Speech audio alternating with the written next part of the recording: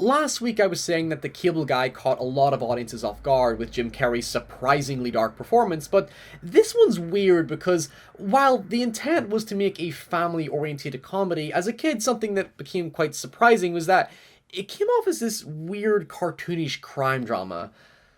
So let's explore The Mask.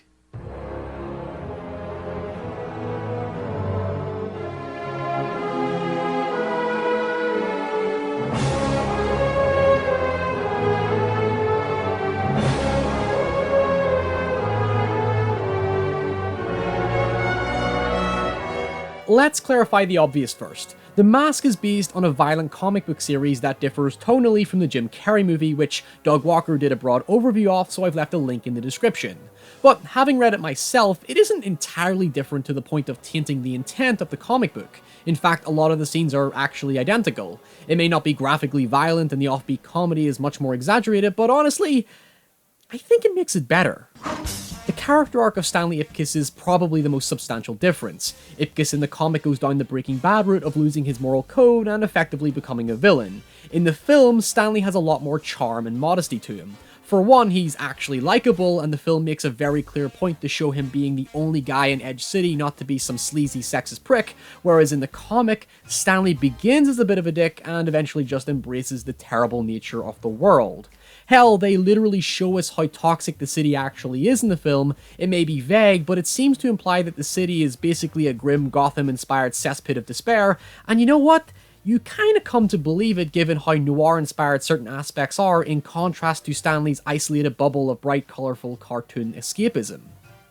In a day and age when cynical narratives are the norm, it's refreshing that Ipkiss never goes down the route of evil. It actually places emphasis on how Stanley is the odd one out and seems to be completely disconnected from the city on a moral level. That's not to say the representation of the Mask is downplayed. In fact, Ipkiss's relationship with the Mask is much more conflicted.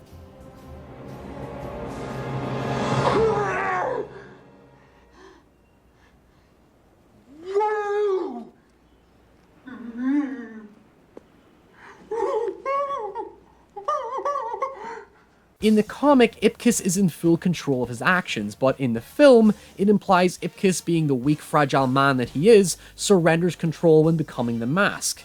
The ambiguity it instills adds a lot of complexity. Much like the comic, in the opening act, we see Ipkiss's internal frustrations subtly seep through, and once he puts on the mask, his rampage is characterized entirely by unleashing those frustrations. But in the film, his behavior as the Mask is like his inner feelings being forced out rather than naturally encouraged.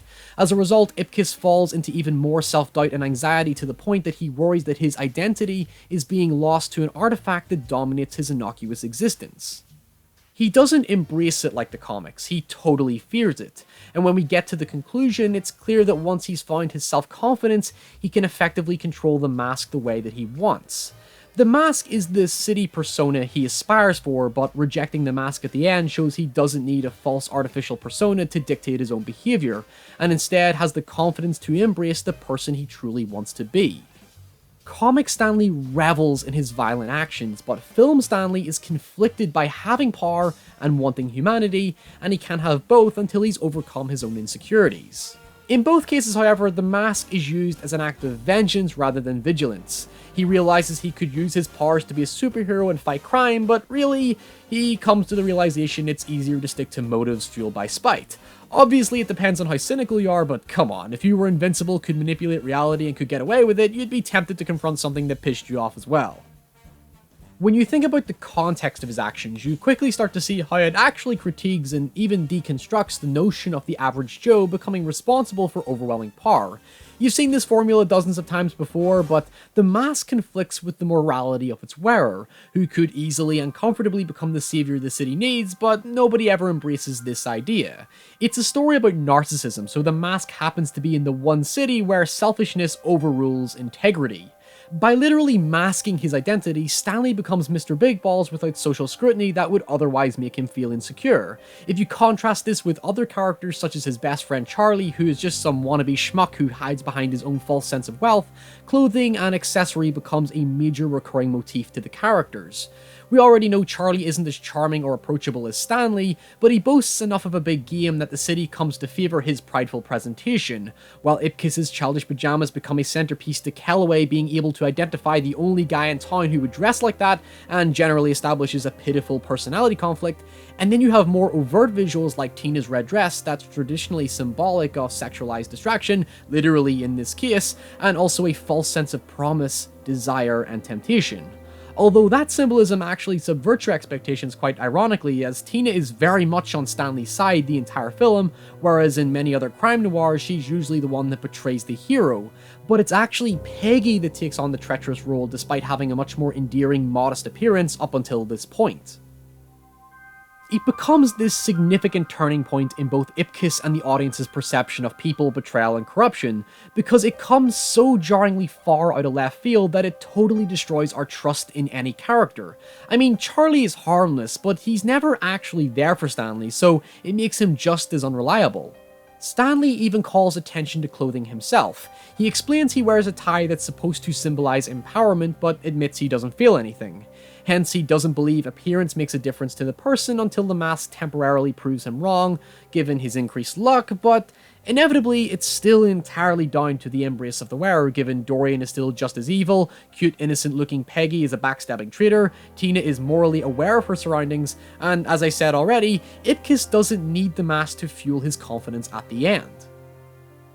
The film really is a mash of conflicting vain and egotistical personalities, and Stanley proves to be the most humanized character out of all of them.